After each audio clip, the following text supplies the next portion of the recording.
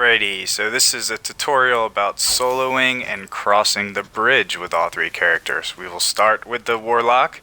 I think the easiest way is using Voidwalker, and you want to use Chaos Order and Arcane to get the max agility, but the most important thing is to utilize Blink.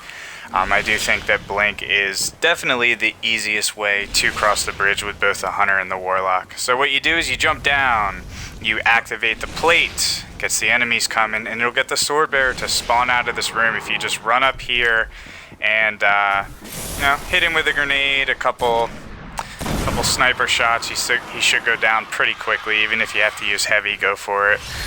Then you grab the sword and you want to get on this platform on the right, so just kind of line yourself up with it like I am here, and then right about there just double tap A, blink up. Now you want to look at this tall pillar that my cursor is aiming at right now, and then you want to look up, get a running start, and blink while looking up, and then you do 4 slashes, 1, 2, 3, 4, blink while looking up again, and right after you blink you cut hard right and then continue meleeing again, and then you just take the sword bearer out when you get over to the other side. So rewind that and watch again if you need to look.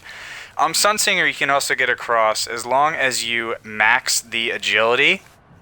And I think it is a little bit easier to put focus control on. I feel like the Warlock can get farther out over the bridge. But like I said, as long as you have the agility maxed. And I do put Angel of Light on as well because that gives a little bit more agility. Same step. Jump down. Jump over here to the plate. Activate it, get the enemies coming. The sword bearer is going to spawn at the same spot. Same deal here. Thought I had fusion grenades on, but the solars will do just fine. Grab the sword here, get a feel for the peak of the Warlock's jump as I was feeling right there, because that's where you're going to want to start meleeing. But same deal, you're going to look towards that pillar on the left there.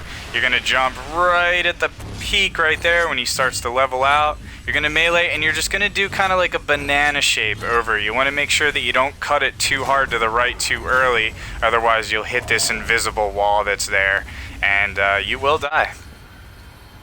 And then we're going to go to the Hunter. So the first one I'm going to show you is the BLADEDANCER. As you see here, the agility is maxed with these top 3 perks, and I'm using Blink. This is going to be pretty much identical to the Warlock, but a little bit easier because the Hunter has a little bit better agility, so you might clear it just by a little bit more.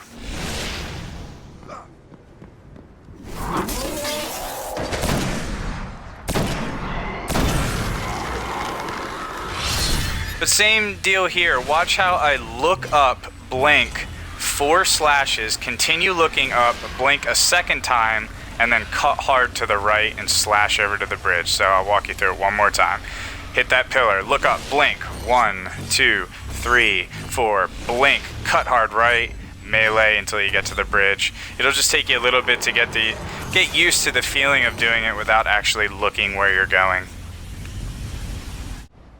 So you can do this with the Gunslinger as well. You want to have the Way of the Drifter on, and the other perk that gives you maxed agility. Bones of Eao, however you pronounce it, work awesome with the triple jump. So you could do this before with just triple jump, but these bones make it a lot easier.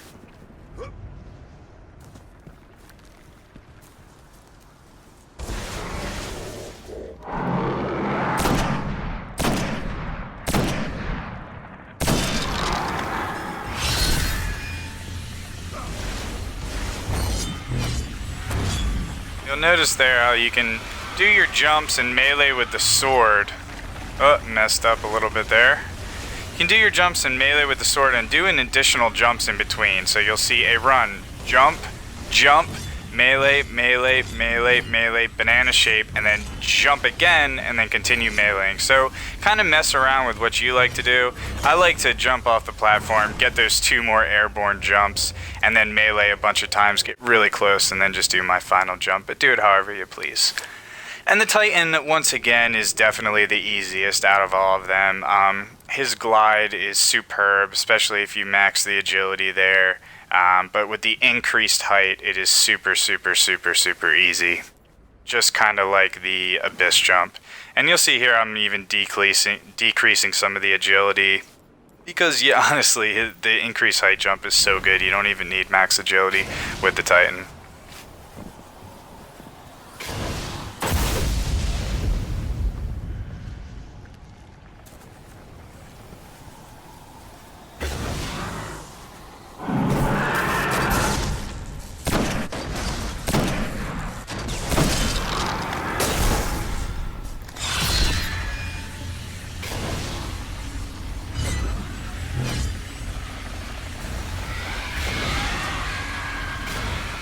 Alright, so look at that pillar on the left, right there.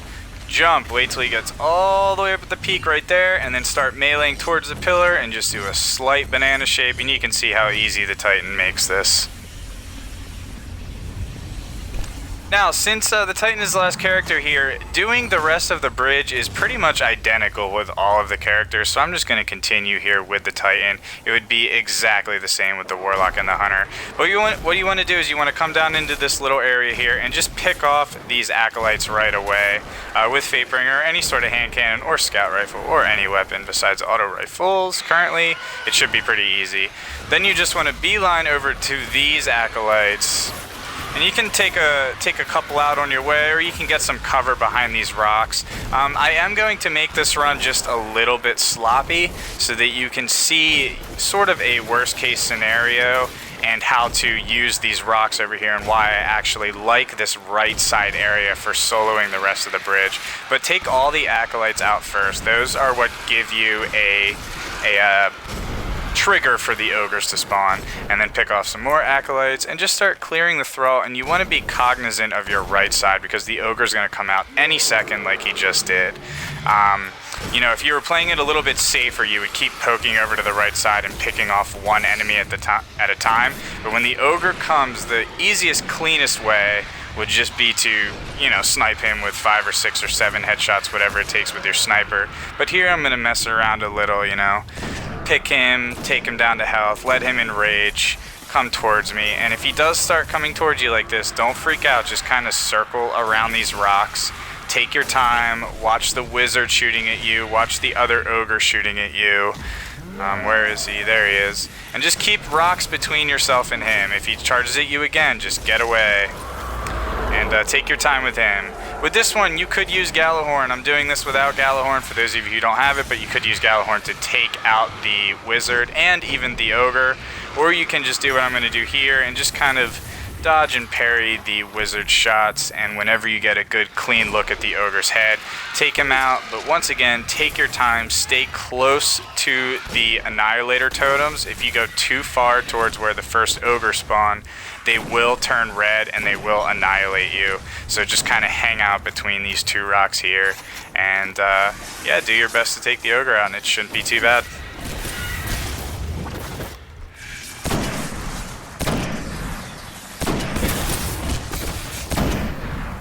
That's it. Claim your rewards and the enemies will disappear.